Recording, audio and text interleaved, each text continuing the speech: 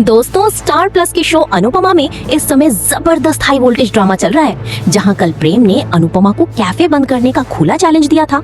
वहीं आज के नए प्रोमो में अनुपमा का ऐसा रौद्र रूप सामने आया है जिसे देखकर प्रेम के भी होश उड़ गए हैं। कहानी की शुरुआत होती है अनुपमा के कैफे से, जहां प्रेम और घर के दूसरे लड़के के बीच भयंकर हाथापाई और लड़ाई शुरू हो जाती है। दोनों कैफे को अखाड़ा बना देते हैं और एक दूसरे को जान से मारने पर उतारू हो जाते हैं। इस लड़ाई को शांत कराने के चक्कर में घर के किसी बड़े बुजुर्ग को चोट लग जाती है। ये देखकर अनुपमा का गुस्सा 7वें आसमान पर पहुंच जाता है।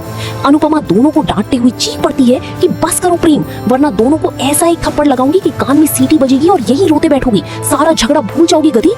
अनुपमा का गुस्सा यही शांत नहीं होता। वो दोनों को नालायक कहते हुए फटकार लगाती है कि क्या तुम दोनों की अक्ल पर पत्थर पड़ गए हैं? तुमने इस कैफे को अखाड़ा समझ रखा है और एक दूसरे को दुश्मन। अपनी इस कुत्ता बिल्ली की लड़ाई में तुम लोगों को ये भी दिखाई नहीं दे रहा कि तुम्हारी वजह से बड़ों को चोट लग गई है। जब अनुपमा डांट रही होती है तो प्रेम गुस्से में अपनी आंखें घुमाने लगता है। इस पर अनुपमा और भड़क जाती है और प्रेम को सीधे शब्दों में चेतावनी देती हुई कहती है, ये तू आंखें क्या घुमा रहा है मेरे सामने? आंखें मत घुमा प्रेम, वरना तमीज के बीच खुल गए ना तो जूता सीधे सर पे आके लगेगा।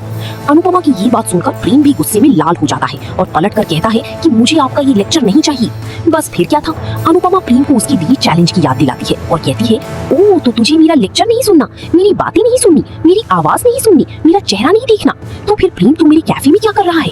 अनुपमा की ये बात सुनकर प्रेम निरुत्तर हो जाता है और कहता है कि यू आर राइट, यानी आप बिल्कुल ठीक कह रही हैं। तो दोस्तों, अब अनुपमा ने प्रेम को सीधे कैफे से बाहर जाने का रास्ता दिखा दिया है। क्या प्रेम अब सच में कैफे छोड़कर चला जाएगा या फिर वो अनुपमा को बर्बाद करने के लिए कोई नई चाल चलेगा? आपको क्या लगता है? कमेंट में जरूर बताएं। अनुपमा सीरियल की ऐसी ही हर नई प्रोमो और ट्विस्ट के लिए हमारे चैनल को तुरंत सब्सक्राइब करें। धन्यवाद।